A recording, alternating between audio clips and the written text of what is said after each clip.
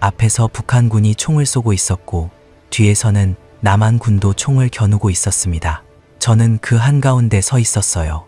등에는 14살 딸아이가 엎여 있었고 발밑에는 제가 직접 묻은 지뢰가 잠들어 있었죠. 조명탄이 터졌습니다. 밤하늘이 찢어지며 하얀 빛이 쏟아졌고 더 이상 숨을 곳이 없었어요. 탕탕 총알이 귓전을 스치며 흙에 파묻혔습니다. 딸이 제 목을 꽉 감싸 안았어요. 작고 차가운 손이 떨리고 있었죠. 저는 딸을 제 몸 아래 숨기고 땅에 납작 엎드렸습니다. 아이의 심장 박동이 제 가슴에 맞닿아 전해졌습니다. 빠르고 약하고 불규칙한 박동. 이 박동이 멈추기 전에 나만에 데려가야 했어요. 조명탄이 꺼졌습니다. 어둠이 돌아온 그 3초 사이에 저는 딸을 안아 올렸어요. 여기까지는 손을 잡고 걸어왔지만 이제 그럴 시간이 없었습니다. 킬로그램의 딸을 안고 뛰었어요. 제가 직접 묻은 1240개의 지뢰 위를 머릿속 기억 하나만 믿고요. 눈앞에 남측 철책이 보였습니다. 그 너머에서도 총구가 빛나고 있었어요. 저는 목이 찢어져라 외쳤습니다. 쏘지 마세요. 아이가 있습니다. 그 순간 뒤에서 폭발음이 울렸어요. 이 이야기는 실제 탈북 사례들을 바탕으로 재구성한 것입니다. 구독, 좋아요 눌러주시면 감동적인 탈북 이야기를 들으실 수 있습니다. 그리고 어디에서 듣고 계신지 댓글에 알려주시면 반가운 마음으로 인사드리겠습니다. 남과 북 모두에게 총이 겨눠진 남자, 그 이야기 시작합니다. 1997년 함경남도 함흥, 고난의 행군이 한창이던 해였습니다. 90년대 중반부터 북한 전역을 덮친 대기근을 북한에서는 고난의 행군이라 불렀어요. 저는 17살 함흥 제1중학교 3학년이었습니다. 아버지는 함흥화학공업대학 교수였고 어머니는 같은 대학 도서관 사서였어요. 핵심 계층은 아니었지만 교육자 가정이라 기본 배급은 받을 수 있었습니다. 적어도 고난의 행군 이전까지는요. 우리 집은 함흥시 동흥산 구역의 낡은 연립주택 3층이었어요. 벽에 금이가 있었고 겨울이면 창문 틈으로 칼바람이 들이쳤죠. 하지만 아버지의 서재에는 책이 빽빽했습니다. 화학원서, 소련에서 들여온 공학교재, 아버지가 직접 쓴 논문 뭉치들. 아버지는 퇴근하면 그 서재에 들어가 새벽까지 연구를 하셨어요. 어린 시절 잠이 안 올 때면 서재문 아래로 새어나오는 불빛을 보며 잠들곤 했습니다. 그 불빛이 저를 지켜주는 등대 같았죠. 어머니는 조용한 분이셨어요. 말수가 적고 웃음이 적고 하지만 손은 쉬는 법이 없었습니다. 새벽에 일어나 밥을 짓고 아버지 도시락을 싸고 저를 깨워 학교에 보내고 도서관으로 출근하셨어요. 그리고 퇴근 후에는 장마당에 들러 부식을 구해오셨죠. 장마당은 북한의 재래시장입니다. 배급이 끊기면서 사람들이 자연스럽게 물건을 사고 파는 곳이 생긴 거예요. 어머니의 손은 늘 갈라져 있었습니다. 겨울이면 손등에 피가 맺히곤 했는데 어머니는 그걸 대수롭지 않게 여기셨어요. 내 아버지 연구하는 것보다야 쉽지 하며 웃으셨죠. 배급이 끊긴 건 1996년 가을부터였습니다. 처음에는 양이 줄었어요. 한 달 배급량이 절반이 되더니 4분의 1이 되더니 결국 아무것도 나오지 않았습니다. 인민반장이 민망한 얼굴로 통보했어요. 인민반장은 나만의 통반장 같은 사람이죠. 올해는 배급이 어렵겠습니다. 각자 알아서 해결하시오. 각자 알아서. 그 말은 곧 장마당에서 사 먹으라는 뜻이었고 돈이 없으면 굶으라는 뜻이었습니다. 아버지는 매일 아침 빈 가방을 들고 대학에 출근하셨어요. 돌아올 때도 가방은 비어 있었습니다. 연구실에 앉아 난방도 안 되는 방에서 아무도 읽지 않는 논문을 쓰고 계셨던 거예요. 어머니가 물었습니다. 당신 대학에 가봐야 뭘 합니까?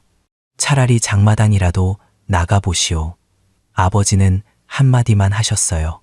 내가 장사꾼이 되면 이 나라에서 학문은 누가 합니까? 저는 그 말이 자존심인 줄만 알았습니다.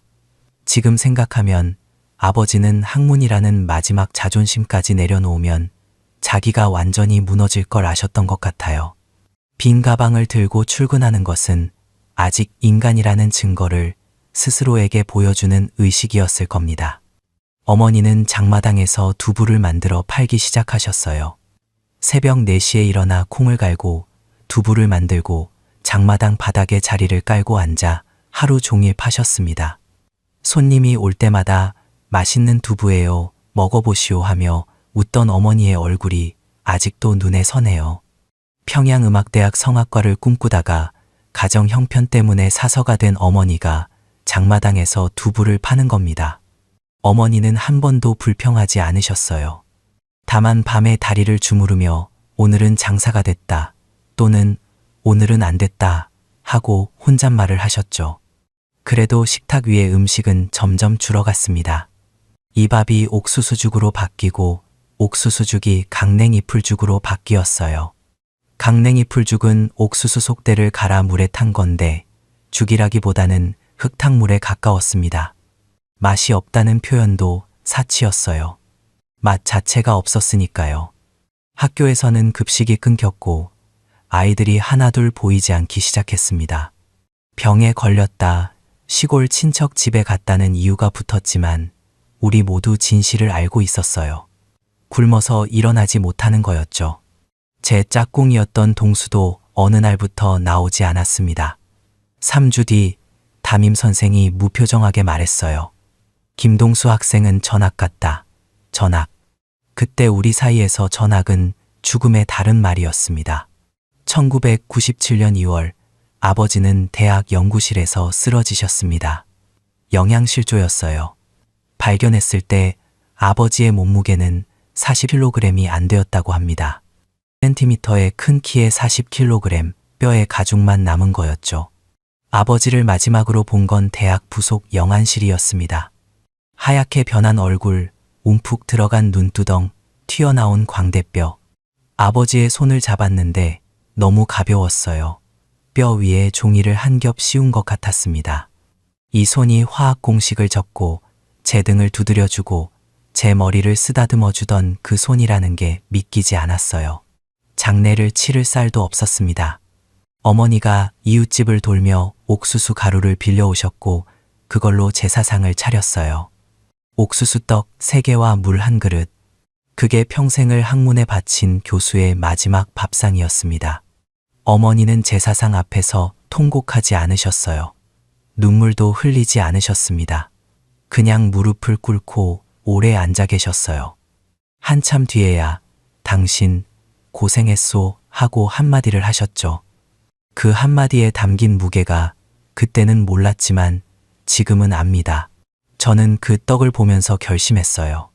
배고프지 않은 곳으로 가야 한다고요. 이 나라에서 배고프지 않은 곳은 딱 하나뿐이었습니다. 군대, 그것도 특수부대.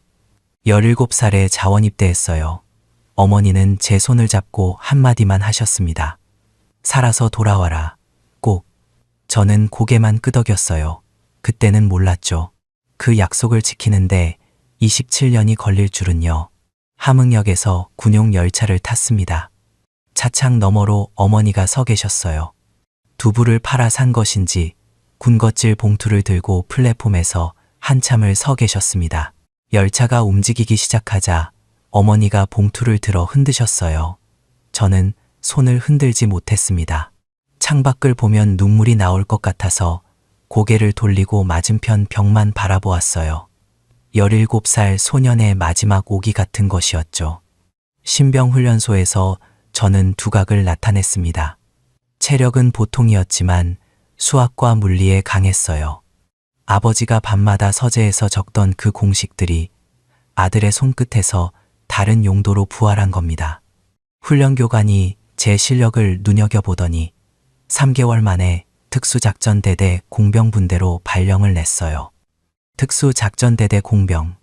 남한으로 치면 특전사 폭발물 처리반 같은 곳이었습니다. 하지만 우리는 폭발물을 처리하는 게 아니라 설치하는 쪽이었어요. 지뢰, 폭약, 기폭장치. 적의 시설을 날려버리거나 아군의 방어선에 죽음의 함정을 까는 일이었죠. 저는 그 일에 천부적인 재능이 있었습니다. 아버지는 화학 공식으로 세상을 이해하려 하셨고 저는 같은 공식으로 세상을 파괴하는 법을 배웠어요. 아버지가 아셨다면 뭐라고 하셨을까요? 첫 실전 훈련에서 저는 TNT판 500g으로 교량 모형을 정확히 2동강 냈습니다. 교관이 한참 동안 자네를 들여다보더니 고개를 저었어요. 내 놈은 타고났어. 폭약이 어디를 잘라야 하는지 눈으로 보는 놈이야. 칭찬이었지만 그날 밤 막사에서 손을 보았습니다. 기폭 장치를 다루던 이 손이 아버지의 손과 같은 모양이라는 걸 알았어요. 아버지는 이 손으로 학문을 하셨고 저는 같은 손으로 파괴를 하고 있었죠. 20살의 소위, 23세 상위, 25의 대위, 그리고 27의 소좌가 되었습니다. 남한으로 치면 소령이에요. 30도 안 된 나이의 소좌라면 엄청나게 빠른 진급이었습니다. 제 전문 분야가 워낙 희소했기 때문이에요. 북한 전역의 비무장지대 지뢰 배치도를 새로 설계할 수 있는 장교가 손에 꼽았습니다. 진급할 때마다 평양에 계신 어머니에게 전화를 드렸어요. 별이 하나씩 늘 때마다 전화했습니다. 어머니는 늘 같은 대답을 하셨어요. 잘했다. 밥은 먹고 다니냐? 제가 별을 달든 말든 어머니에게 중요한 건 아들이 밥을 먹고 있느냐는 것뿐이셨죠. 2006년 저에게 특별 임무가 내려왔습니다. 강원도 철원 구간 비무장지대의 대인지뢰 및 대전차 지뢰 배치를 전면 재설계하라는 명령이었어요. 기존의 미군과 한국군이 파악하고 있을 가능성이 있는 지뢰 배치를 완전히 새롭게 바꾸는 작업이었습니다. 3개월 동안 현장에서 살았어요. 지뢰 하나하나의 위치를 직접 지정하고 매설 깊이를 계산하고 기폭 감도를 조절했습니다. 총 1240개의 지뢰. 그 위치가 전부 제 머릿속에 있었어요.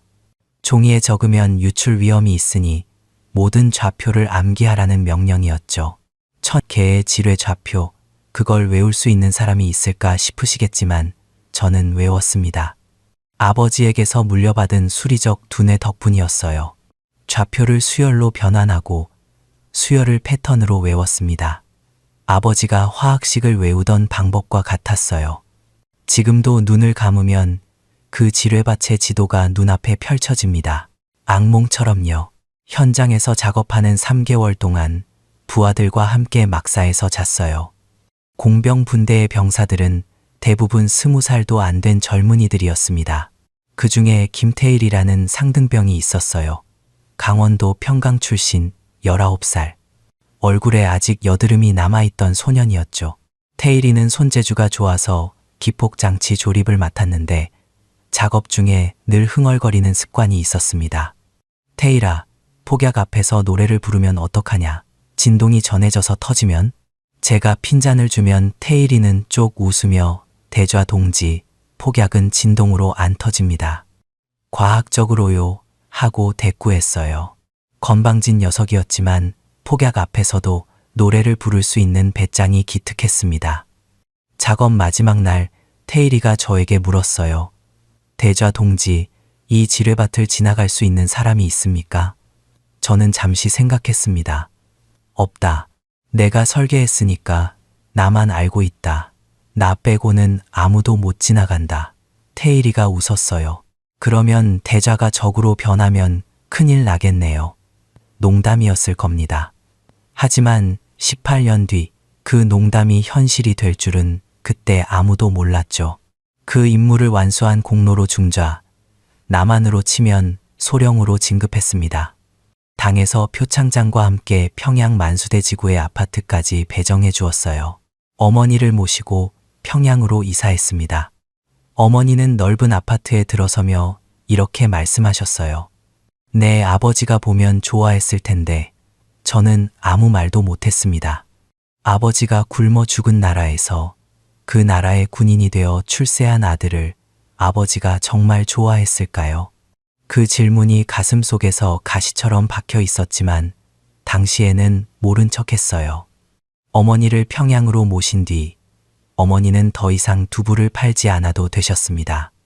하지만 습관이라는 건 무서운 거예요. 어머니는 새벽 4시면 어김없이 눈이 떠진다고 하셨습니다. 장마당에 나가지 않아도 몸이 그 시간을 기억하는 거였죠. 어머니는 새벽마다 부엌에 앉아 혼자 물을 데워 마셨어요. 제가 어머니 좀 더 주무시오 하면 잠이 안 오는 걸 어떡하겠냐 하며 웃으셨습니다. 함흥 장마당의 새벽 추위가 어머니의 몸에 새겨진 거예요. 2010년 30살. 저는 결혼했습니다. 아내 이름은 윤세라, 평양산원 소아과 의사였어요. 보이부의 중매로 만났는데 처음 본 순간 심장이 뱉는 줄 알았습니다. 보이부는 남한으로 치면 국정원 같은 곳인데 훨씬 무서운 곳이에요. 그런 곳에서 중매를 서는 겁니다. 큰 눈에 웃음이 고여있는 여자였어요. 군인인 제가 어떻게 감정 표현을 했겠습니까? 첫 만남에서 1시간 동안 차만 마시다가 헤어질 때 겨우 한마디 했습니다. 다음에 또 볼 수 있겠습니까? 세라가 웃으며 말했어요. 동무, 그 한마디 하려고 1시간을 기다렸수? 그 웃음에 무너졌습니다. 석 달 뒤 결혼했어요. 결혼식은 소박했습니다. 군 간부 식당에서 국수를 말아놓고 동료들과 나눠 먹는 자리였어요.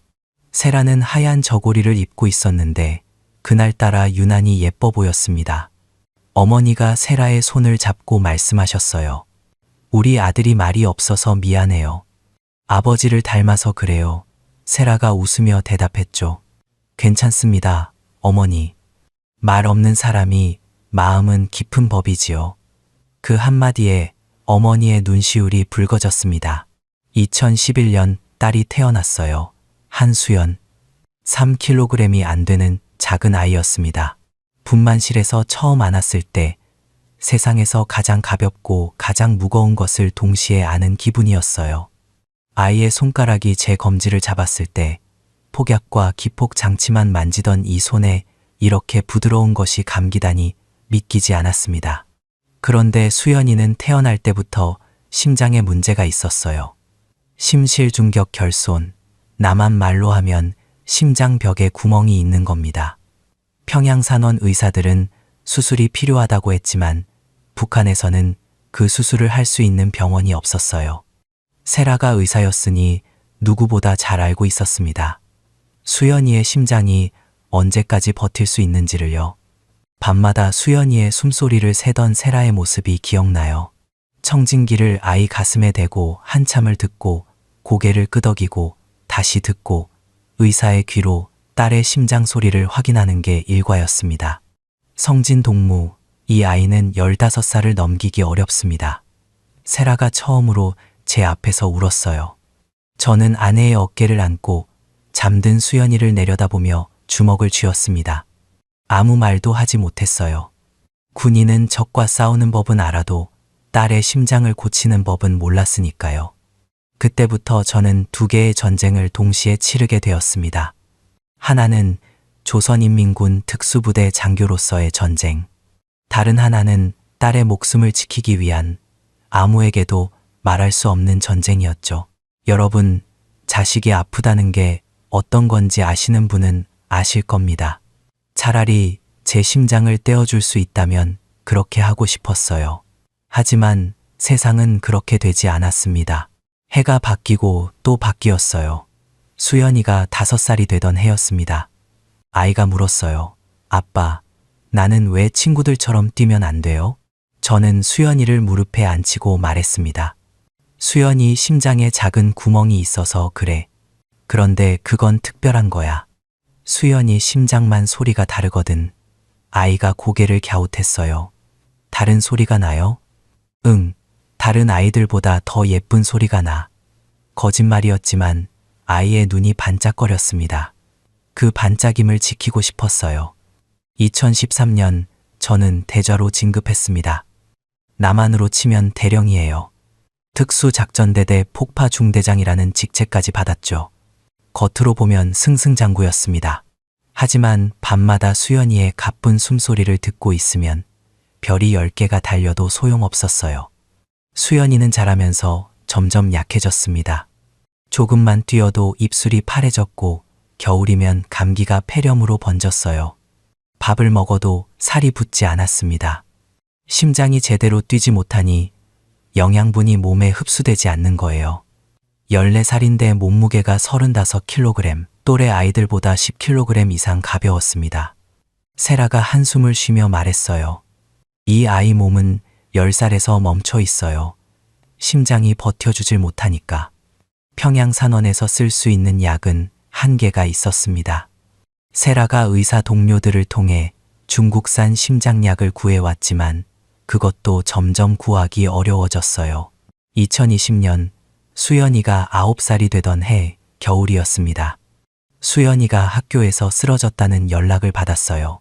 평양산원으로 달려갔더니 세라가 수연이 옆에서 딸의 손을 잡고 있었습니다. 모니터에 찍히는 심전도 그래프가 불규칙하게 요동치고 있었어요. 담당 의사가 저를 복도로 불러냈습니다. 한대좌 동지, 솔직하게 말씀드리겠습니다.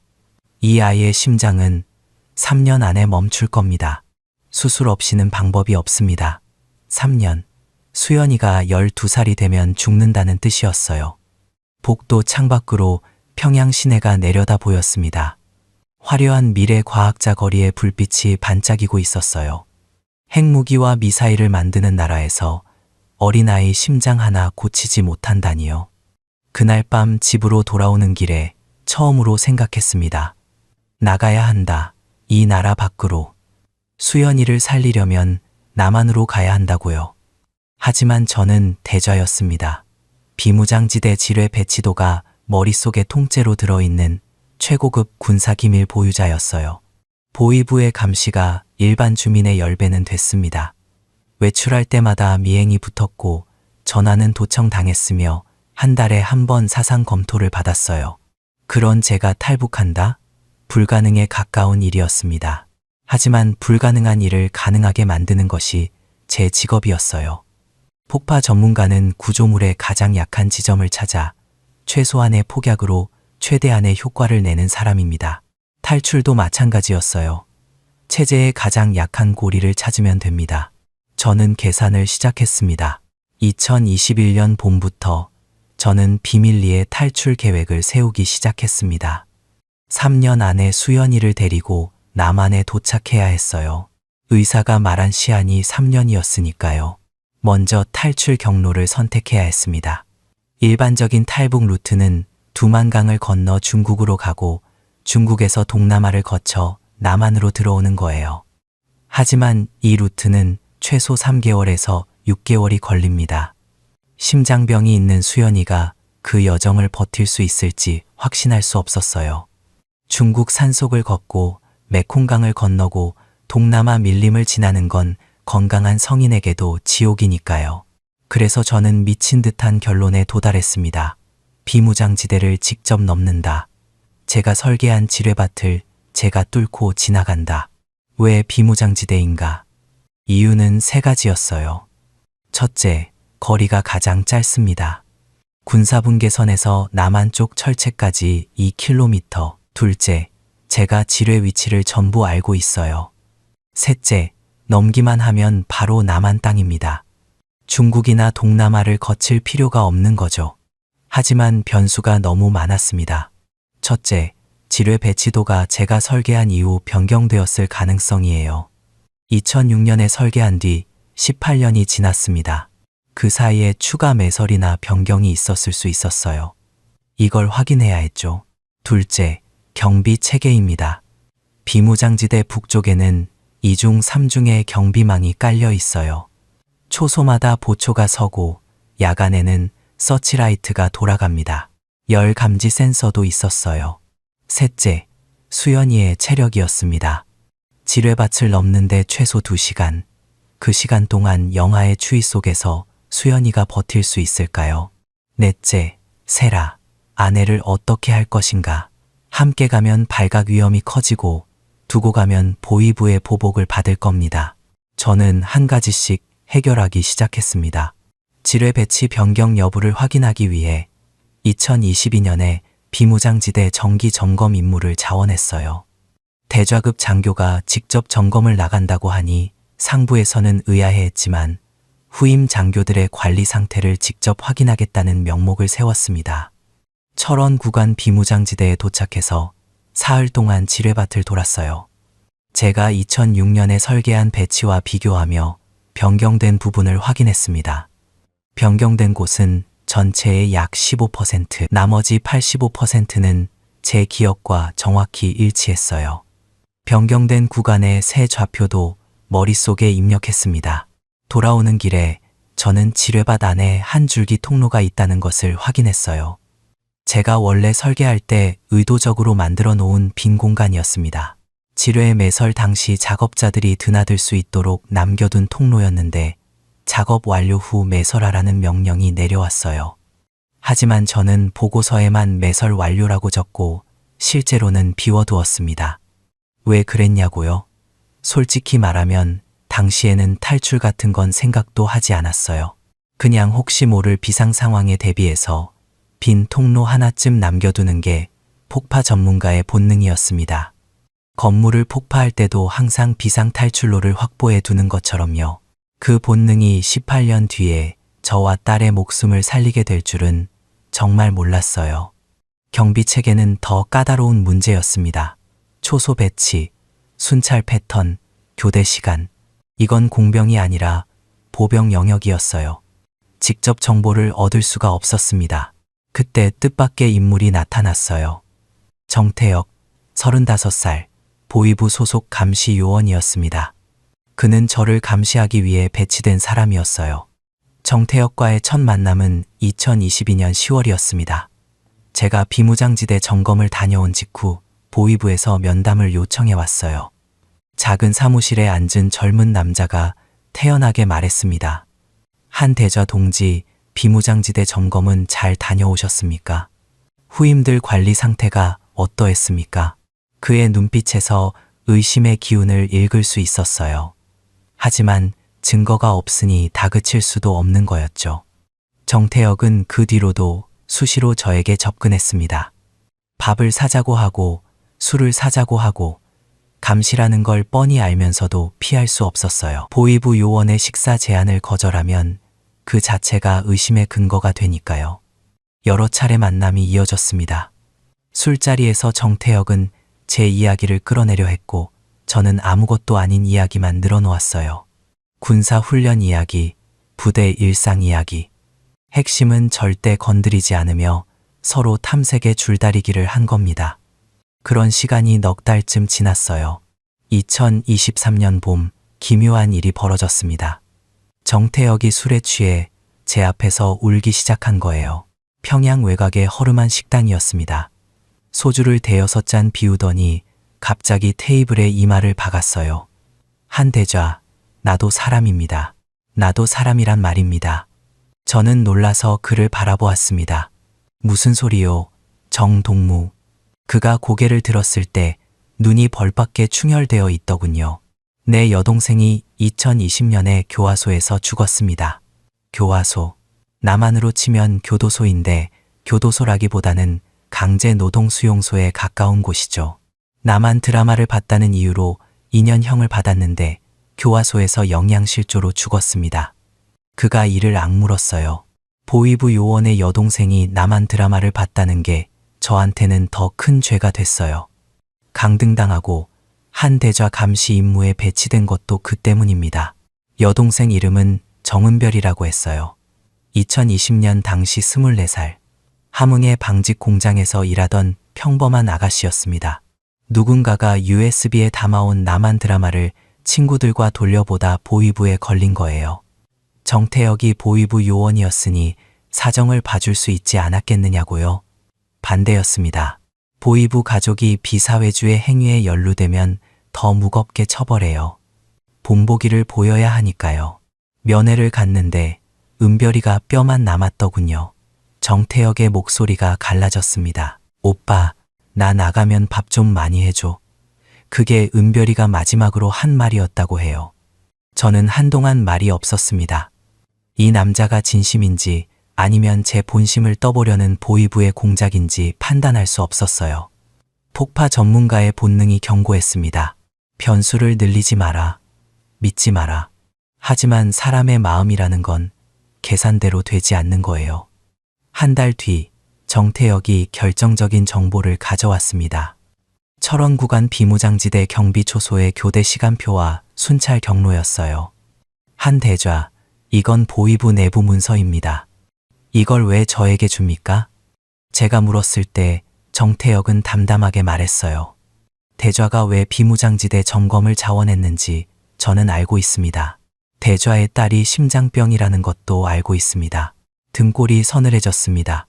손이 자연스럽게 허리춤으로 갔어요. 저를 잡으려는 겁니까? 제 목소리가 낮아졌습니다. 정태혁이 고개를 저었어요. 잡으려면 진작 잡았습니다. 저는 함께 가고 싶은 겁니다. 같이 가겠다고요? 여동생을 죽인 이 나라에서 더 이상 이 나라의 개 노릇을 할 수 없습니다. 저는 오래 고민했어요. 3일 밤을 잠을 이루지 못했습니다. 이 남자를 믿는 것은 제 목숨과 수연이의 목숨을 거는 도박이었어요. 하지만 경비체계 정보 없이는 비무장지대를 넘을 수 없었습니다. 계산이 맞아야 했어요. 계산의 결과는 정태혁을 받아들이는 쪽이었죠. 저는 정태혁에게 조건을 달았습니다. 좋소. 하지만 규칙이 있소. 첫째, 내가 지시하면 무조건 따를 것. 둘째, 수연이가 최우선이요. 셋째, 저는 말을 멈추고 정태혁을 바라보았어요. 더 말할 필요가 없었죠. 정태혁이 고개를 끄덕였습니다. 알겠습니다. 대좌를 따르겠습니다. 2023년 여름, 저는 아내 세라에게 모든 것을 털어놓았습니다. 수연이를 데리고 남한으로 가겠다고, 비무장지대를 넘겠다고요. 세라는 한참 동안 아무 말이 없었어요. 창밖에 대동강을 바라보고 있었습니다. 저녁 노을이 강물을 주황색으로 물들이고 있었고 멀리서 유람선의 기적 소리가 희미하게 들렸어요. 세라의 얼굴에도 그 빛이 번졌습니다. 그리고 말했어요. 저는 안 갑니다. 뭐라고요? 어머님을 두고 갈 수 없습니다. 시어머니가 평양에 혼자 계시잖아요. 어머니, 제가 간다는 건 곧 어머니를 버린다는 뜻이었습니다. 탈북자의 가족은 보위부의 보복을 받아요. 하지만 세라가 남아있으면 적어도 어머니 곁에 누군가가 있는 거였죠. 세라, 그러면 당신이 위험합니다. 알아요. 세라가 담담하게 말했어요. 하지만 수연이는 살아야 합니다. 수연이를 살릴 수 있는 건 당신뿐이에요. 저까지 가면 발각될 위험이 커져요. 3명보다 2명이 움직이기 쉬운 거 당신이 더 잘 알잖아요. 군인인 제가 할 수 없었던 계산을 아내가 해버린 겁니다. 세라는 의사였어요. 냉정하게 판단할 수 있는 사람이었습니다. 수연이의 생존 확률을 최대화하기 위해 자신을 변수에서 빼는 결정을 내린 거예요. 그리고 하나 더, 세라가 제 눈을 똑바로 보며 말했어요. 어머님께는 제가 말씀드리겠습니다. 당신은 어머님 앞에서 말 못할 거 다 아니까. 세라의 말이 맞았습니다. 어머니 앞에서 떠나겠습니다 라는 말을 할 자신이 없었으니까요. 수연이 심장약을 최대한 모아둘게요. 그리고 이 약 처방전을 한글로 옮겨 적어서 줄 테니 남한병원에 보여주세요. 세라가 메모지에 무언가를 적기 시작했습니다. 수연이의 병력, 복용 중인 약, 알레르기가 있는 성분, 심장이 지금 어떤 상태인지 의사의 글씨체로 꼼꼼하게 적었어요. 중간중간 남한식 의학 용어로 바꿔 적었습니다. 남한 의사가 읽어도 알 수 있도록요. 그 메모지를 받는 제 손이 떨렸어요. 이것은 아내가 딸에게 보내는 마지막 처방전이 될 수도 있었으니까요. 제가 먼저 가서 자리를 잡으면 반드시 당신과 어머니를 데려오겠습니다. 세라가 고개를 끄덕이며 웃었어요. 웃는데 눈물이 뚝뚝 떨어졌습니다. 알아요.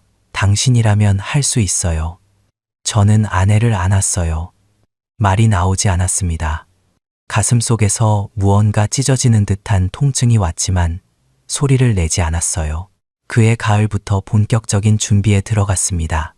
정태혁은 보위부 내부의 비무장지대 관련 최신 정보를 빼돌렸고 저는 탈출 경로를 센티미터 단위로 계산했어요.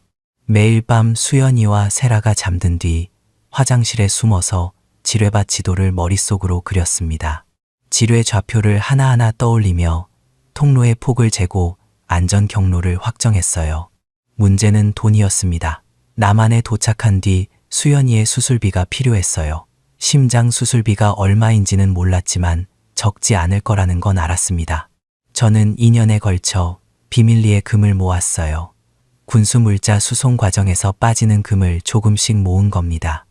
위험한 방법이었지만 다른 방법이 없었어요. 금괴 3kg, 몸에 지니고 넘을 수 있는 최대치였습니다. 2024년 2월 모든 준비가 끝났어요. 디데이는 3월 4일로 잡았습니다. 양력 3월 초는 아직 강원도의 밤 기온이 영하로 떨어져요. 지면이 단단하게 얼어 있어 발소리가 작고 눈은 이미 녹아 발자국이 남지 않는 시기입니다. 그리고 3월 4일은 남한의 독립운동 기념일이 지난 직후여서 남한군 쪽의 특별 경계 태세가 해제되는 시점이었어요. 반면 북한군은 3월 초에 동계훈련이 종료되어 경비 인력이 교체되는 과도기였죠. 새로 배치된 병사들은 아직 지형에 익숙하지 않아 대응이 느릴 수밖에 없었습니다. 모든 변수를 계산한 결과 3월 4일 자정이 최적의 시간이었어요. 출발 이틀 전 수연이에게 말했습니다. 수연아, 아빠랑 여행 가자. 수연이가 눈을 반짝였어요. 여행이요? 어디로요? 멀리, 아주 멀리. 엄마도 같이 가요? 어떻게 대답해야 할지 몰랐습니다. 엄마는 나중에 온단다. 수연이가 고개를 갸웃했지만 더 묻지 않았어요. 아이는 아이 나름대로 무언가를 느끼고 있었을 겁니다. 출발 전날 밤, 세라가 수연이의 배낭에 심장약 6개월치를 넣었어요. 약봉지 하나하나에 날짜를 적어두었습니다. 3월 5일, 3월 6일, 3월 7일. 한 달치, 두 달치.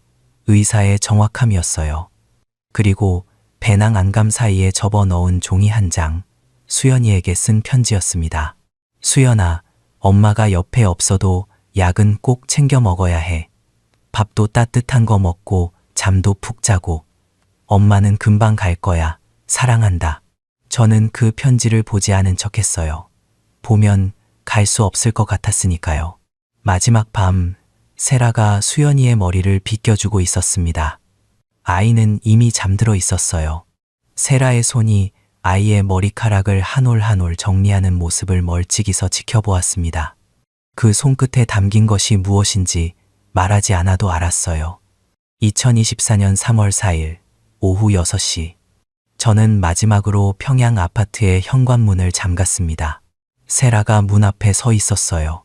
수연이는 이미 차에 타고 있었습니다. 다녀오겠습니다. 제가 할 수 있는 가장 평범한 인사를 했어요. 세라가 제 손을 잡았다가 놓았습니다. 짧은 접촉이었지만 그 손의 온기가 오래 남았어요. 계산대로 하세요. 세라가 제 입버릇을 흉내내며 웃었습니다. 저는 고개를 돌리고 걸었어요. 뒤를 돌아보지 않았습니다. 돌아보면 발이 떨어지지 않을 것 같았으니까요. 정태혁의 차와 원산 외곽에서 합류했습니다. 정태혁은 보위부 공용차를 가지고 나왔어요. 보위부 차량이면 검문소에서 검색을 거의 받지 않습니다. 이것도 계산의 일부였죠. 원산에서 철원까지는 차로 약 5시간 거리였어요. 밤 11시에 도착하는 것이 목표였습니다. 차 안에서 수연이가 잠이 들었어요. 뒷좌석에 웅크린 딸아이의 얼굴이 백미러에 비쳤습니다. 창백했지만 평화로운 얼굴. 이 아이는 지금 자기가 어디로 가는지 모릅니다. 정태혁이 조수석에서 말했어요. 한대좌, 검문소가 2개 남았습니다. 시간이 빡빡해요. 시계를 보니 밤 9시, 예정보다 30분 늦었습니다. 2024년 초에 새로 생긴 검문소 때문에 우회해야 했거든요. 첫 번째 검문소, 원산, 고성 구간. 도로에 차단기가 내려져 있었고 경비병 2명이 랜턴을 들고 서 있었습니다. 정태혁이 창문을 내리고 보위부 신분증을 내밀었어요. 경비병이 랜턴으로 차 안을 비추었습니다. 뒷좌석에서 잠든 수연이가 보였을 거예요. 뒤에 누구요? 내 딸입니다. 평양으로 데려가는 길이요. 정태혁이 태연하게 거짓말을 했어요. 이 시간에요? 보위부 일이 그렇지 않소. 시간을 가리나. 보위부라는 이름의 힘은 대단했습니다. 경비병이 움찔하며 통과하시오 하고 길을 열었어요. 차단기가 올라가는 순간 정태혁이 작은 한숨을 내쉬었습니다. 저도 주먹을 쥔 손을 풀었어요. 하나 넘었습니다. 두 번째 검문소, 철원 군사지역 진입로. 이번에는 제 차례였어요. 군복을 입고 대좌 계급장을 달았습니다. 한성진 대좌, 비무장지대 긴급 점검 명령입니다. 위조한 명령서를 내밀었어요. 정태혁이 보위부 문서 양식을 가져왔고 제가 내용을 작성한 것이었습니다. 경비소대장이 명령서를 한참 들여다보았어요. 심장이 빨라졌지만 표정은 무덤처럼 유지했습니다. 소대장이 명령서의 문서 번호를 눈으로 훑었어요. 그가 고개를 갸웃했습니다. 뭔가 이상한 걸 눈치챈 것 같았어요. 밤중에 점검이라니 무슨 상황입니까? 그걸 내가 동무에게 말해야 합니까? 저는 차가운 목소리로 쏘아붙였습니다. 상부 명령을 의심하는 겁니까? 동무의 이름과 소속을 말해보시오. 내가 직접 보고하겠소. 소대장의 얼굴이 사색이 되었어요. 대좌가 자기 이름을 묻는다는 건 상부에 보고한다는 뜻이니까요. 아, 아닙니다. 통과하십시오. 대좌 동지. 차단기가 올라가고 차가 지나갔습니다. 뒷좌석에서 수연이가 뒤척였어요. 아빠, 다 왔어요? 아직이야. 좀 더 자. 아이는 다시 잠들었습니다. 밤 11시 20분 비무장지대 북쪽 끝에 도착했어요. 차를 숲속 깊은 곳에 몰아넣고 나뭇가지로 덮었습니다.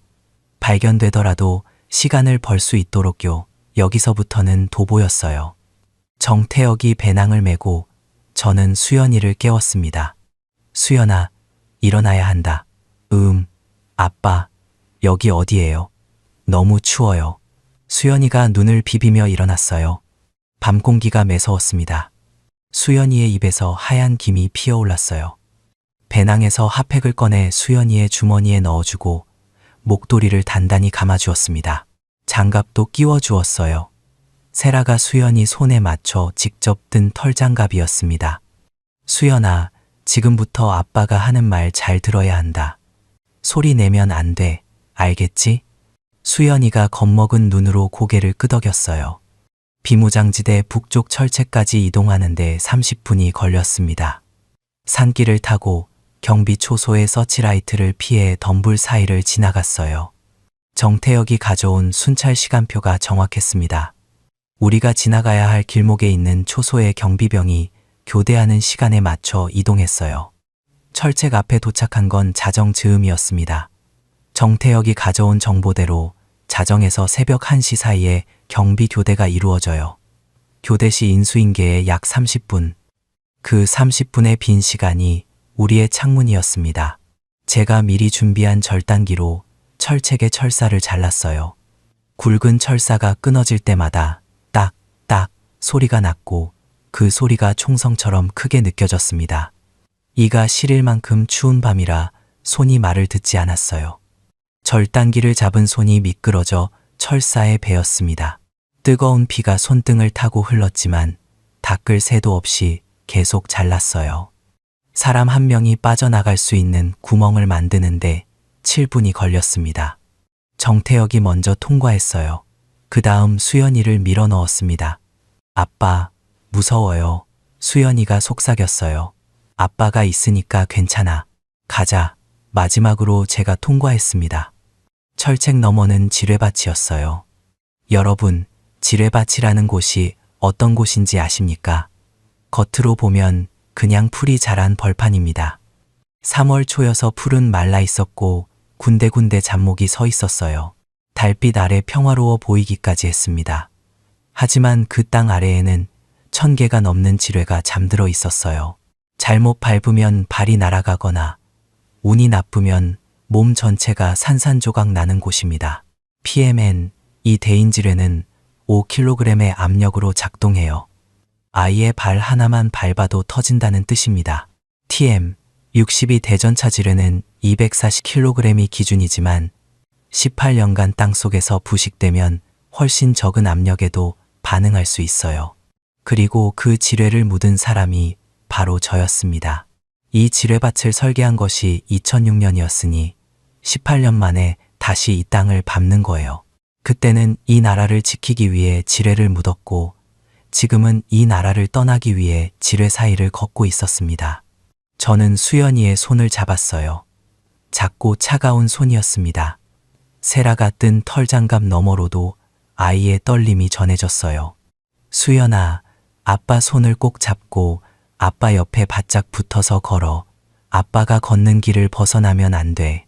알겠지? 수연이가 겁먹은 눈으로 고개를 끄덕였어요. 아이는 영리했습니다. 뭔가 심상치 않다는 걸 눈치챈 것 같았지만 묻지 않았어요. 아빠를 믿고 있었던 겁니다.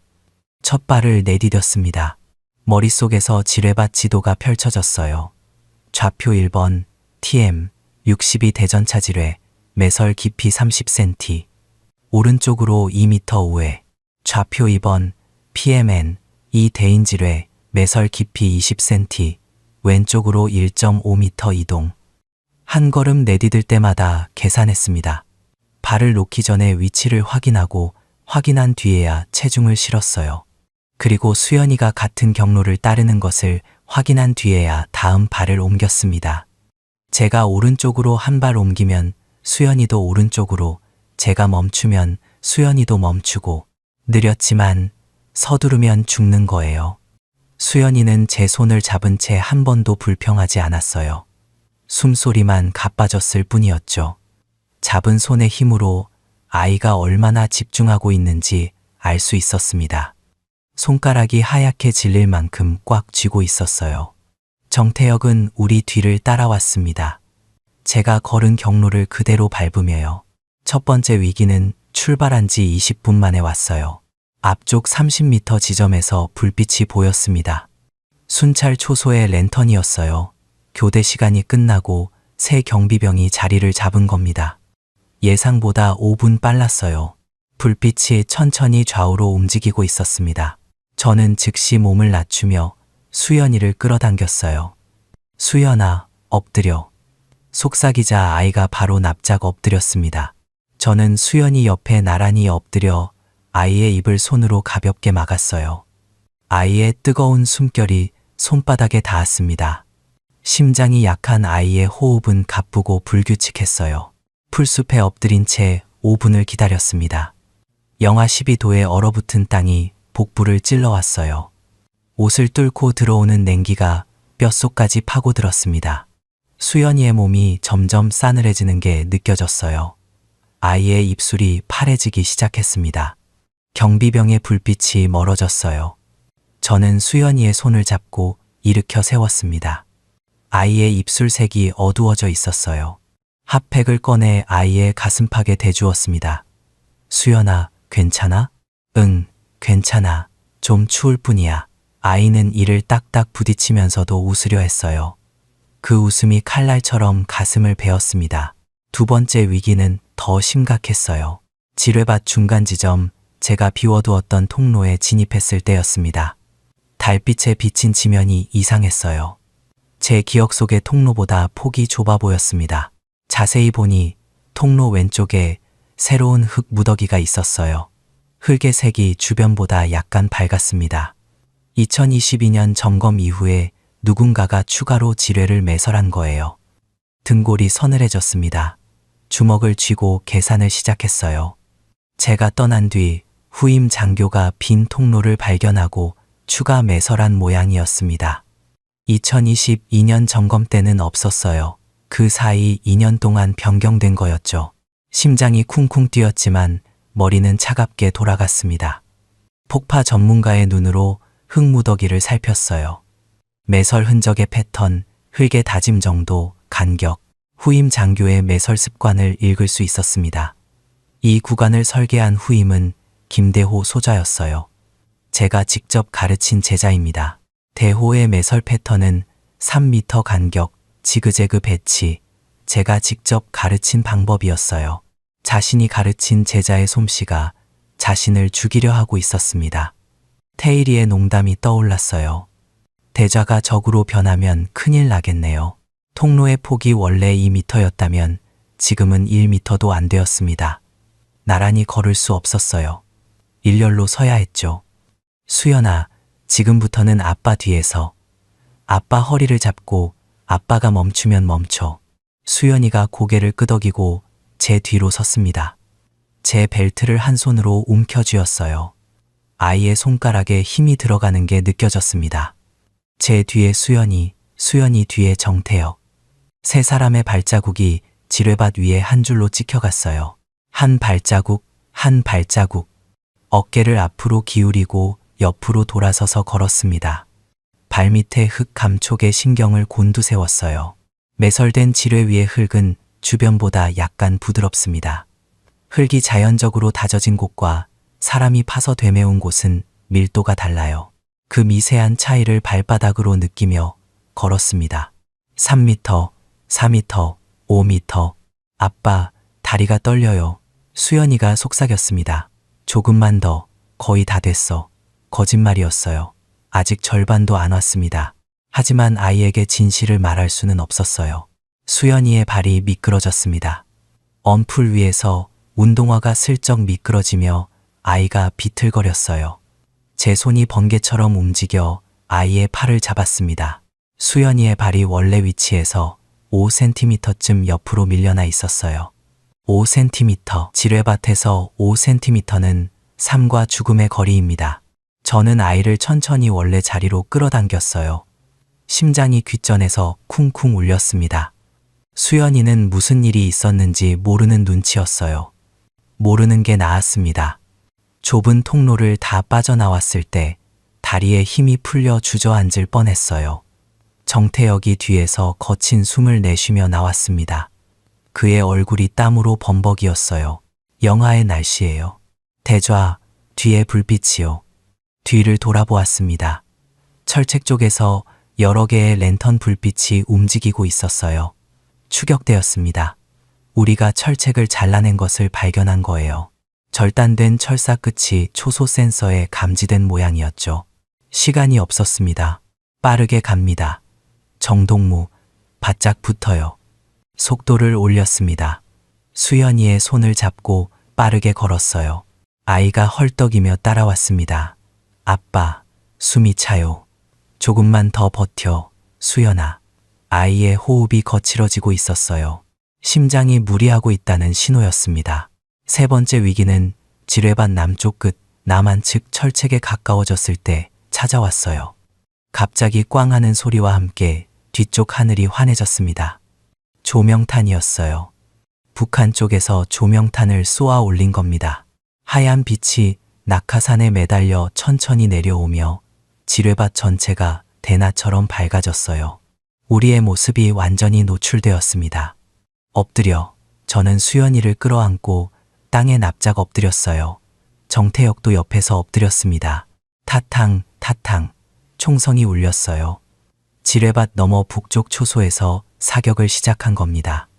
거리가 있었지만 조명탄 아래에서 우리의 위치가 보인 거예요. 총알이 머리 위 30cm쯤을 스쳐 지나갔습니다. 날카로운 바람 소리와 함께 흙이 튀어 올랐어요. 마른 풀이 총알에 잘리며 흩날렸습니다. 수연이가 비명을 질렀어요. 짧고 가는 비명이었지만 적막한 지뢰밭에서는 크게 울렸습니다. 수연아, 괜찮아. 아빠가 여기 있어. 저는 아이를 몸으로 덮었어요. 총알이 제 등을 뚫더라도 수연이만큼은 보호해야 했습니다. 아이의 심장이 제 가슴에 맞닿아 뛰는 게 느껴졌어요. 빠르고 불규칙하고 약한 박동. 세라가 청진기로 듣던 그 소리가 지금은 제 온몸으로 전해지고 있었습니다. 조명탄이 떨어지며 다시 어둠이 찾아왔어요. 그 짧은 어둠의 틈을 놓칠 수 없었습니다. 지금이다. 저는 수연이를 안아 올렸어요. 여기까지는 손을 잡고 걸어왔지만 이제 그럴 시간이 없었습니다. 35kg의 딸을 안고 뛰었어요. 심장이 약한 아이를 이 추위 속에서 더 뛰게 할 수는 없었으니까요. 머릿속 지도를 총동원했습니다. 이 구간은 제가 설계한 원래 배치 그대로일 거예요. 남쪽 끝 구간은 추가 매설이 없었으니까요. 지뢰 사이의 안전 통로를 기억을 더듬어 달렸습니다. 왼쪽 3m, 직진 5m, 오른쪽 2m, 직진 7m. 수연이를 아는 팔이 떨렸어요. 35kg이라지만 전력으로 달리면서 안고 가기엔 무거웠습니다. 다리가 풀렸지만 멈출 수 없었어요. 발밑에서 돌멩이가 굴러갔고 마른 풀이 발에 걸렸습니다. 넘어지면 죽어요. 두 번째 조명탄이 올라왔습니다. 다시 밝아진 하늘. 하지만 이번에는 다른 것이 보였어요. 앞에 철책이 있었습니다. 남한 측 철책. 100m도 남지 않았어요. 철책 너머에서 확성기 소리가 들렸습니다. 한국어였지만 지금까지 들어온 것과는 다른 억양이었어요. 서울 말투. 거기 멈춰. 손들어. 신원을 밝혀라. 남한군이었습니다. 조명탄 빛에 놀라 경계 태세에 들어간 거예요. 귀순합니다. 귀순합니다. 아이가 있습니다. 쏘지 마십시오. 저는 목이 찢어져라 외쳤어요. 뒤에서는 북한 쪽의 총성이 계속되고 있었고 앞에서는 남한군이 총구를 겨누고 있었습니다. 양쪽에서 총이 겨눠진 상태. 어느 쪽이든 잘못하면 저와 수연이 둘 다 죽는 거였어요. 정태혁이 제 옆으로 달려왔습니다.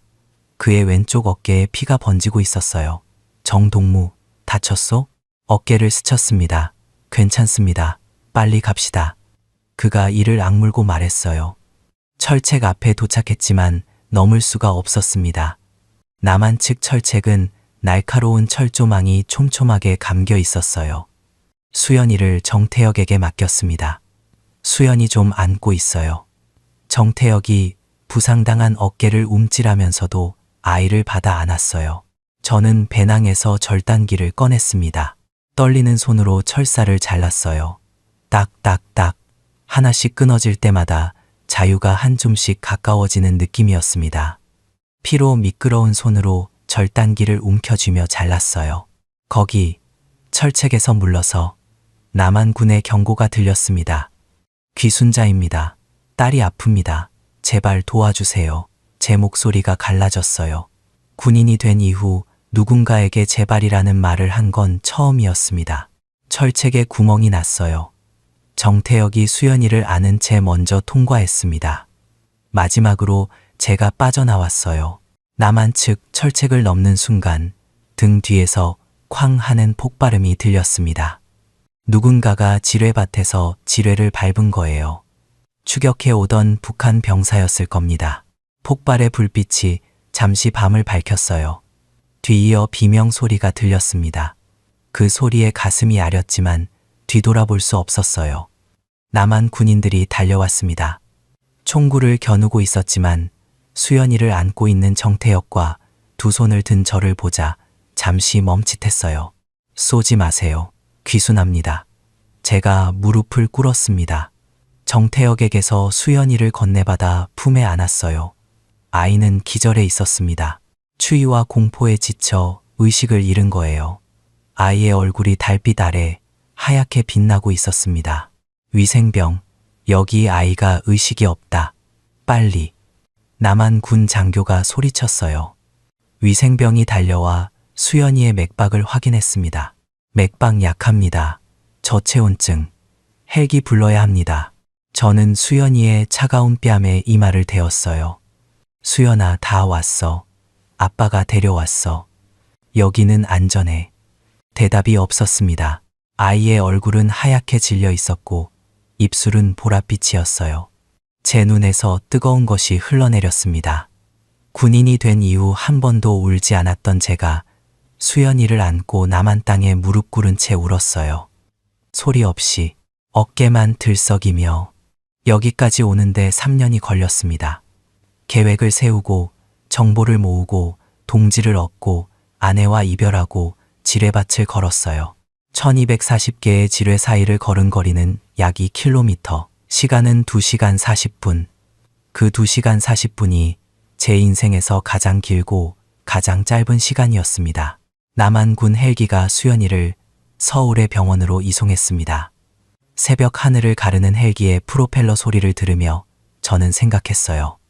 저 소리가 수연이를 살리러 가는 소리구나. 북한에서 헬기 소리는 항상 위협의 소리였습니다. 훈련 때도 실전 때도. 그런데 지금 이 순간 헬기 소리가 이렇게 반가울 수 있다니요. 저와 정태혁은 군 차량에 태워져 어딘가로 이동했어요.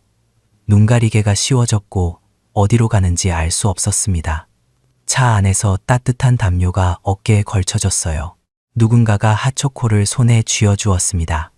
마셔요. 몸 좀 녹여요. 젊은 병사의 목소리였어요. 핫초코의 따뜻한 감촉이 손바닥을 타고 전신으로 퍼졌습니다. 달콤한 냄새가 코를 감쌌어요. 단 것을 마시는 게 얼마만인지 기억이 나지 않았습니다. 도착한 곳은 국정원 안전가옥이었어요. 하얀 벽, 형광등, 금속 테이블. 북한 보위부 취조실과 별로 다르지 않은 풍경이었습니다. 하지만 결정적인 차이가 있었어요. 테이블 위에 따뜻한 커피가 놓여 있었다는 겁니다. 보위부 취조실에서는 찬물 한 잔도 주지 않았으니까요. 조사관이 마주 앉았습니다. 쯤으로 보이는 남자였어요. 눈 주위에 주름이 깊었지만 눈빛은 날카로웠습니다. 한성진 씨, 아니 한대좌. 그가 서류를 넘기며 말했어요. 당신이 누군지는 이미 파악했습니다. 솔직히 말해서 당신의 귀순 소식을 듣고 우리 쪽에서 상당히 놀랐습니다. 왜 놀랐습니까? 당신 머릿속에 있는 것 때문입니다. 비무장지대 철원 구간의 지뢰 배치도 그게 사실입니까? 사실입니다. 저는 담담하게 대답했어요. 1240개의 좌표가 여기 있습니다. 이마를 가리켰습니다. 조사관의 눈이 커졌어요. 그는 동료에게 뭔가 속삭였고 30분 뒤에 더 높은 직급의 사람이 나타났습니다. 그리고 그 다음 날에는 더 높은 사람이, 결국 제 앞에 앉은 사람은 제가 감히 직급을 말씀드리기 어려운 분이었어요. 한대좌, 당신이 제공하는 정보가 사실로 확인되면 대한민국 정부는 당신과 가족에게 최대한의 지원을 약속합니다. 저는 한 가지만 물었어요. 제 딸은요? 수연이는 살 수 있습니까? 잠시 침묵이 흘렀습니다. 조사관이 전화를 걸고 통화한 뒤 말했어요. 서울 아산병원 소아심장외과로 이송되었습니다. 지금 검사 중입니다. 수술이 가능하다는 초기 소견을 받았습니다. 수술이 가능하다. 그 한마디에 모든 것이 무너졌습니다. 3년간 쌓아올린 긴장이, 27년간의 군인 생활이 만든 철벽이 한꺼번에 와르르 무너졌어요. 저는 금속 테이블에 이마를 박고 소리 없이 울었습니다. 조사관들이 당황해서 물을 가져왔지만 저는 한동안 고개를 들 수 없었어요. 조사는 2주 동안 계속되었습니다. 국정원 조사관들은 제 머릿속의 지뢰 좌표를 하나하나 검증했어요. 위성 사진과 기존 정보를 대조하며 제가 말하는 좌표가 맞는지 확인하는 작업이었습니다. 조사관이 비무장지대 지도를 펼쳐놓고 제가 구술하는 좌표를 하나씩 표시했어요. 처음에는 반신반의하던 표정이 30번째, 50번째 좌표를 지나면서 점점 달라졌습니다. 조사관의 손이 떨리기 시작하더군요. 2주가 지난 뒤 조사관이 말했어요. 한대좌, 놀랍습니다. 지금까지 검증한 좌표의 92%가 우리 쪽 정보와 일치합니다. 나머지 8%는 우리가 파악하지 못했던 새로운 정보입니다. 제가 한마디 덧붙였어요. 그 8%가 가장 위험한 구간입니다. 특히 3번 통로 진입로의 추가 매설은 2022년 이후에 이루어진 것이니 주의하십시오. 조사관이 고개를 끄덕이며 메모했습니다. 정태혁도 별도의 안전가옥에서 조사를 받고 있었어요. 보위부 출신이라 저보다 더 강도 높은 조사를 받았을 겁니다. 거짓말 탐지기 검사를 3번이나 했다고 나중에 들었어요. 하지만 그는 무사히 통과했습니다. 여동생을 교화소에서 잃은 사연이 사실로 확인된 덕분이었죠. 사흘 뒤 병원으로 갈 수 있었어요. 보안 요원 2명이 동행했지만 상관없었습니다. 수연이를 볼 수 있으니까요. 서울 아산병원, 태어나서 처음 본 남한병원이었어요. 깨끗한 복도, 밝은 조명, 유니폼을 입은 간호사들이 분주하게 움직이고 있었습니다. 평양산원과는 차원이 다른 곳이었어요. 평양산원은 건물 자체는 컸지만 약도 부족하고 장비도 낡아서 의사들이 맨손으로 싸우는 것과 다름없었습니다. 세라가 그런 환경에서 얼마나 힘들었을지 그때서야 실감이 났어요. 병실 문을 열었을 때 수연이가 침대에 누워 있었습니다. 링거 줄이 꽂혀 있었고 심전도 모니터가 삐삐 소리를 내고 있었어요. 하지만 눈을 뜨고 있었습니다. 아빠, 수연이가 웃었어요. 창백한 얼굴에 미소가 번졌습니다. 아빠, 여기 밥이 진짜 맛있어요. 빵도 있고 우유도 있고 고기도 있어요. 아이가 눈을 반짝이며 말했어요. 침대 위 식판에는 먹다 남긴 불고기와 미역국이 있었습니다. 병원 밥이 맛있다고 14살 아이가 태어나서 처음으로 배불리 먹어본 거예요. 핵무기를 만들 돈은 있어도 어린이 심장 하나 고치지 못하는 곳, 그런 곳을 위해 27년을 바쳤던 제가 한심했습니다. 수연이의 손을 잡았어요. 작지만 병원에 온 뒤로 조금 따뜻해진 손이었습니다. 수연아, 이제 아프지 않게 해줄 거야. 여기 선생님들이 수연이 심장 고쳐줄 거야. 정말요? 나 뛰어도 돼요? 수연이의 눈이 커지며 뛸 수 있느냐고, 달릴 수 있느냐고 연거푸 물었어요. 그래, 마음껏 뛸 수 있어. 제 목소리가 떨렸지만 수연이는 눈치채지 못한 것 같았어요. 수술은 3주 뒤에 잡혔습니다. 그 3주 동안 수연이는 병원에서 나만이라는 세상을 처음 경험했어요. 텔레비전에서 나오는 만화를 보며 깔깔 웃었고 간호사가 가져다주는 과일을 맛있게 먹었습니다. 아빠, 여기는 왜 이렇게 과일이 많아요? 수연이가 물었을 때 뭐라고 답해야 할지 몰랐어요. 수술 날이 왔습니다. 2024년 4월 2일. 수술실 앞 복도에서 기다리는 시간은 지뢰밭을 걷는 것보다 길게 느껴졌어요. 지뢰밭에서는 제가 통제할 수 있는 것이 있었습니다. 어디를 밟을지, 어느 방향으로 갈지. 하지만 수술실 안에서 일어나는 일은 제가 통제할 수 없었어요. 의사들의 손에 수연이의 심장이 놓여 있었고 저는 복도의 플라스틱 의자에 앉아 벽시계만 바라볼 수 있었습니다. 주머니에서 세라의 처방전 메모지를 꺼내 펼쳤어요. 세라의 단정한 글씨, 약 이름, 용량, 복용 시간, 의사의 정확함 아래에 어머니의 마음이 배어 있었습니다. 이 종이를 쥐고 있으면 세라가 옆에 있는 것 같았어요. 4시간, 5시간, 6시간, 6시간 30분 뒤 수술실 문이 열렸습니다. 집도의가 마스크를 내리며 말했어요. 수술 성공했습니다. 심실중격의 결손을 패치로 막았고 혈류가 정상화되었습니다. 회복에 시간이 걸리겠지만 정상적인 생활이 가능할 겁니다. 정상적인 생활, 뛸 수 있다는 뜻이었습니다. 달릴 수 있다는 뜻이었어요. 친구들과 어울려 놀 수 있다는 뜻이었습니다. 14살 소녀에게 돌아가야 할 일상이 마침내 돌아오는 거였어요. 저는 의사에게 고개를 숙여 인사했습니다. 감사합니다. 2글자 밖에 나오지 않았어요. 더 많은 말을 하고 싶었지만 목이 막혔습니다. 회복실에서 수연이를 보았을 때 아이의 얼굴에 혈색이 돌기 시작하고 있었어요. 태어나서 처음 보는 색이었습니다. 수연이의 볼이 발그스름했어요. 심장이 제대로 뛰기 시작하니 얼굴에 피가 도는 거였습니다. 저는 수연이의 손을 잡고 아무 말도 하지 않았어요. 그냥 앉아 있었습니다.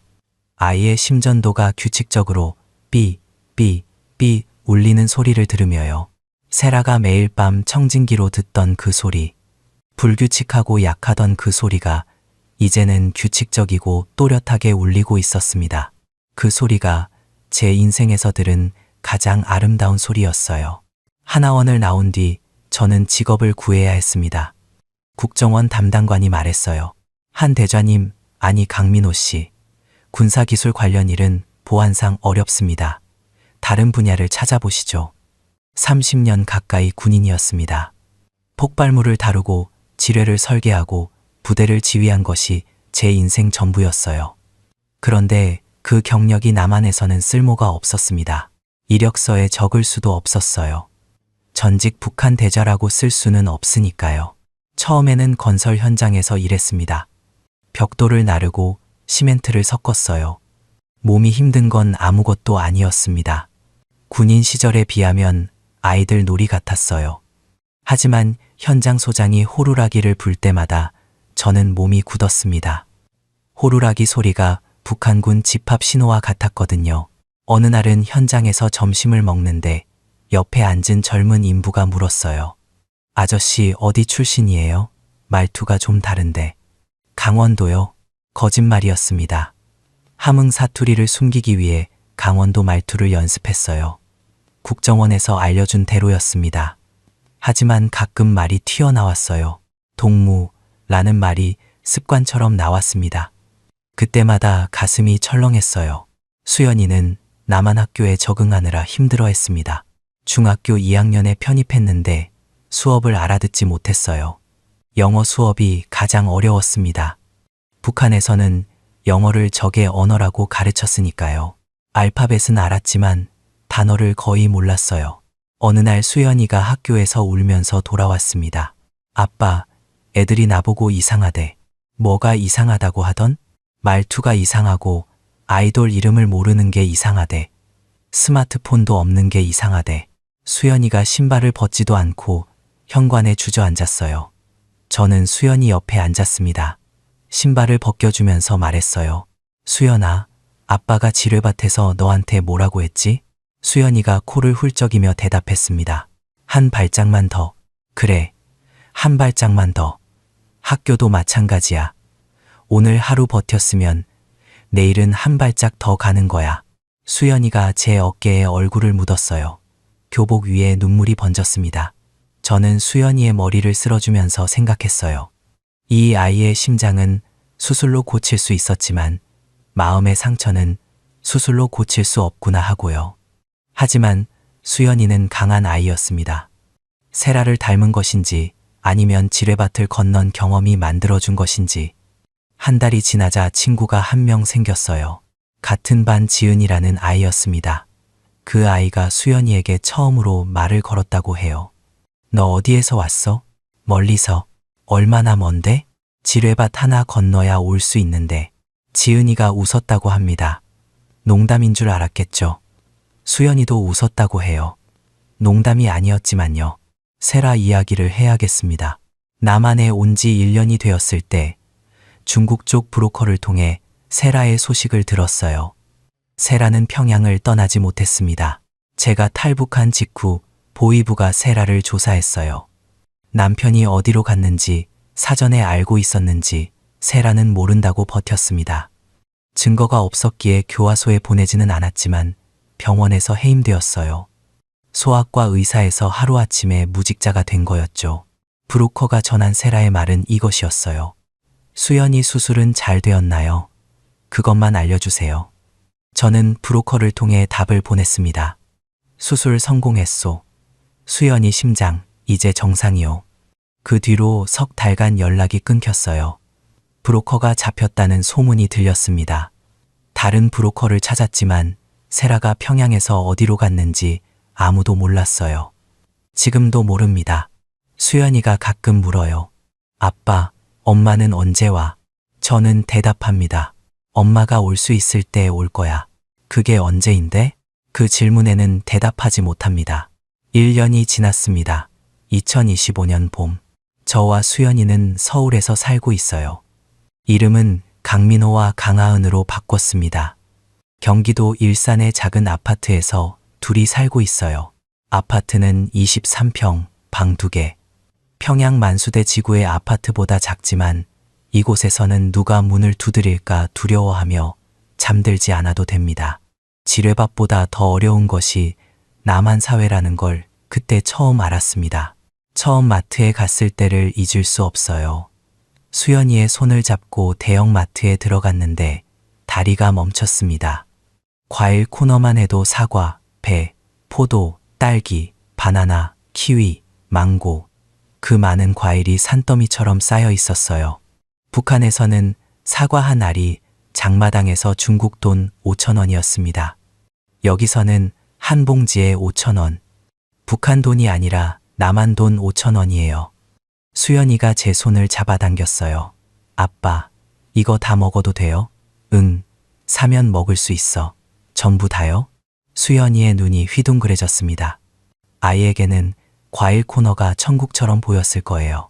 장을 보고 나오는데 봉투가 너무 무거워서 손잡이가 끊어졌어요. 바닥에 쏟아진 식료품을 주우며 문득 아버지가 떠올랐습니다. 빈 가방을 들고 대학에 출퇴근하시던 아버지. 이 마트 하나면 우리 동네 사람들을 한 달은 먹일 수 있을 텐데 아버지가 살아계셨다면 이 풍경을 보고 뭐라고 하셨을까요? 적응이 쉽지만은 않았습니다. 말투 때문에 눈에 띄는 게 가장 힘들었어요. 편의점에서 물을 사면서 이거 얼마요? 라고 했더니 점원이 이상한 눈으로 쳐다보더군요. 제 억양이 남한 사람들과 다르니까요. 교통카드 쓰는 법도 몰라서 지하철 앞에서 쩔쩔매기도 했습니다. 비무장지대 지뢰밭을 넘은 사람이 지하철 개찰구 앞에서 쩔쩔매고 있었어요. 등 뒤에 한숨 소리가 총소리보다 아팠습니다. 수연이는 저보다 훨씬 빠르게 적응했어요. 아이들은 스펀지 같아서 말투도 금방 바뀌었습니다. 학교에 다니기 시작한 지 석 달 만에 아빠, 대박, 아빠, 레전드라는 말을 쓰기 시작했어요. 처음에는 무슨 뜻인지 몰라서 사전을 찾았습니다. 수연이가 웃으며 설명해줬어요. 아빠, 대박은 진짜 좋다는 뜻이야. 레전드는 전설 같다는 뜻이고, 그러면 아빠는 레전드냐? 아빠는 레전드 아빠지. 그 말에 코끝이 찡했습니다. 수연이는 수술 뒤 완전히 다른 아이가 되었어요.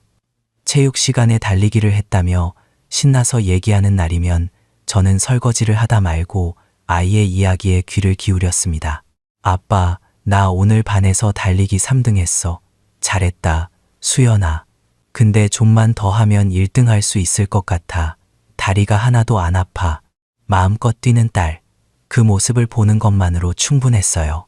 정태혁은 인천에서 중국어 통번역 일을 하고 있습니다.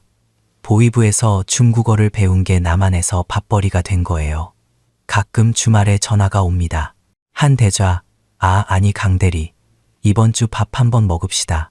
저는 웃어요. 그만 대좌라고 부르시오. 여기서는 그냥 강민호요. 정태혁이 껄껄 웃습니다. 습관이 안 고쳐지네요. 지뢰밭에서 대좌 등 뒤를 따라 걸은 기억이 너무 강렬해서 우리는 가끔 만나 소주를 마십니다. 안주는 돼지 껍데기. 북한에서는 꿈도 못 꿀 안주예요. 소주를 한 잔 비우고 나서 정태혁이 말했어요. 대좌, 가끔 꿈을 꿉니다. 은별이가 나와요.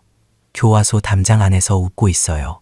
형아, 밥 좀 해줘 하면서 저는 잔을 내려놓고 한참을 말이 없었습니다. 정태혁의 눈이 붉어져 있었어요. 은별이는 태혁이의 여동생이었습니다. 태혁이가 탈북한 뒤 연좌제로 교화소에 끌려갔다는 소식을 중국 브로커를 통해 들었다고 해요. 22살이었습니다. 저는 아무 말도 하지 못했어요. 위로의 말이 떠오르지 않았던 게 아닙니다. 어떤 말을 해도 거짓이 될 것 같았어요. 저는 수연이를 데리고 나왔지만 태혁이는 은별이를 데리고 나오지 못했습니다. 같은 지뢰밭을 건넜는데 한 사람은 가족을 안고 건넜고 한 사람은 가족을 놓고 건넌 겁니다. 소주잔이 비었습니다. 태혁이가 먼저 따랐어요. 제 잔에 먼저 따르고 자기 잔에 따랐습니다. 북한군 시절 버릇이었어요. 상관에게 먼저 따르는 것. 저는 그게 싫었습니다. 태혁 동무, 여기서는 내가 상관이 아니오. 알고 있습니다. 근데 손이 먼저 움직여요. 우리는 동시에 잔을 비웠어요. 돼지 껍데기를 하나 집어 입에 넣었습니다. 바삭하고 기름진 맛이 혀에 번졌어요. 북한에서 돼지고기라 하면 김정일 생일날 배급으로 나오는 비계 한 점이 전부였습니다. 껍데기를 튀겨서 안주로 먹는다는 건 상상도 못했어요. 태혁 동무, 예? 은별이 일은 동무 잘못이 아니요. 태혁이가 젓가락을 내려놓았어요. 한참을 돼지 껍데기만 바라보았습니다. 머리로는 압니다. 근데 꿈에서 깨면 가슴이 압니다. 여기가. 태혁이가 왼쪽 가슴을 주먹으로 두드렸어요. 쿵, 쿵. 마치 문을 두드리는 것 같았습니다. 닫힌 문, 열리지 않는 문. 저도 그 문을 알고 있어요. 세라, 제 아내, 수연이의 어머니. 저는 수연이를 데리고 나왔지만 세라는 평양에 남았습니다. 수연이와 저, 두 사람만 건너기로 한 건 세라의 결정이었어요. 이 이야기를 듣고 계신 여러분, 저는 강민호입니다. 아니, 한성진이에요. 북한인민군 공병 대좌 출신, 1240개의 지뢰를 묻은 남자, 그리고 그 지뢰밭을 딸을 데리고 건넌 남자입니다. 지금 저는 일산의 작은 아파트에서 살고 있어요. 매일 아침 수연이를 학교에 보내고 저는 현장에 나갑니다. 저녁에 돌아오면 수연이가 밥을 해놓고 있어요. 세라가 가르쳐준 된장찌개를 수연이가 만듭니다. 맛은 세라의 것과 조금 달라요. 하지만 먹을 때마다 세라가 옆에 있는 것 같습니다. 서랍 안에는 세라가 적어준 종이가 있어요. 수연이의 심장 소견서. 이제는 필요 없는 종이입니다. 수연이의 심장은 고쳐졌으니까요. 하지만 버릴 수가 없어요. 그 종이는 세라의 손이고 세라의 마음이고 수연이를 살린 어머니의 힘이니까요. 가끔 밤에 잠이 오지 않습니다. 그러면 베란다에 나가 북쪽 하늘을 봐요. 별이 보입니다. 함흥에서 보던 별과 같은 별이에요. 같은 하늘 아래 세라가 있을 거라고 생각합니다. 태혁이에게 전화가 와요. 강대리, 이번 주말 밥 먹읍시다. 조소, 돼지 껍데기? 돼지 껍데기. 우리는 소주를 마시며 웃습니다. 그리고 가끔 울기도 해요. 같은 지뢰밭을 건넌 사람만이 알 수 있는 울음입니다. 수연이가 최근에 말했어요. 아빠, 나 의사가 될 거야. 의사? 응, 엄마처럼 소아과 의사. 아픈 아이들 고쳐주는 의사. 저는 수연이를 한참 바라보았습니다. 세라의 얼굴이 보였어요. 같은 눈, 같은 코, 같은 인매. 세라가 수연이 안에 살아 있었습니다. 그래, 훌륭한 의사가 되어라. 수연이가 웃었어요. 수술 후 처음 웃었을 때와 같은 웃음이었습니다. 온 얼굴이 환해지는 웃음. 여러분, 저는 지뢰밭을 건넜습니다. 1240 지뢰 위를 딸과 함께 걸었어요. 앞에서도 총이 날아왔고 뒤에서도 총이 날아왔습니다. 하지만 가장 무서운 건 총이 아니었어요. 지뢰도 아니었습니다. 가장 무서운 건 돌아갈 수 없다는 것이었어요. 세라에게, 어머니에게, 아버지의 무덤에게, 함흥의 좁은 골목에게, 수연이가 처음 걸음마를 떼던 그 부엌에게 돌아갈 수 없다는 것. 하지만 저는 기다립니다. 세라가 올 그날을요. 수연이의 심장이 힘차게 뛰는 소리를 들으며 오늘도 기다립니다. 한 발짝만 더. 그 말이 저를 여기까지 데려왔습니다. 그리고 그 말이 세라를 여기까지 데려올 거라고 믿어요. 여러분도 지금 힘든 길을 걷고 계시다면 이 말을 기억해 주십시오. 한 발짝만 더. 그 한 발짝이 지뢰밭을 건너게 합니다. 지금까지 들어주셔서 감사합니다. 저는 한성진이었습니다. 이 동생 은별이처럼 연좌제에 묶여 교화소로 끌려간 사람, 한성진 씨의 어머니처럼 아들이 떠난 줄도 모른 채 같은 자리를 지키고 있을 사람, 갈라진 땅 위에 남겨진 사람들 말이죠. 우리는 그 사람들을 위해 무엇을 할 수 있을까요? 솔직히 당장 할 수 있는 일은 많지 않은 것 같습니다. 하지만 한 가지는 할 수 있을 것 같아요. 잊지 않는 것이죠. 그 사람들이 존재한다는 것을 말이죠. 지금 이 순간에도 같은 하늘 아래서 숨쉬고 있다는 것을 기억하는 것입니다. 명절이 돌아올 때마다 가족과 둘러앉아 밥을 먹을 때마다 한자리가 비어있는 식탁이 있다는 걸 떠올려 주시면 좋을 것 같습니다. 남쪽으로 건너온 사람들에게 명절은 기쁨이자 동시에 아픔입니다. 그 아픔에 마음을 한번 얹어주는 것, 그것만으로도 충분하지 않을까요? 오늘은 여기까지입니다. 시청해주셔서 감사합니다. 설 명절 잘 보내시고 가족과 따뜻한 밥 함께와 행복한 시간 보내시기 바랍니다. 지금까지 탈북 감동 스토리였습니다.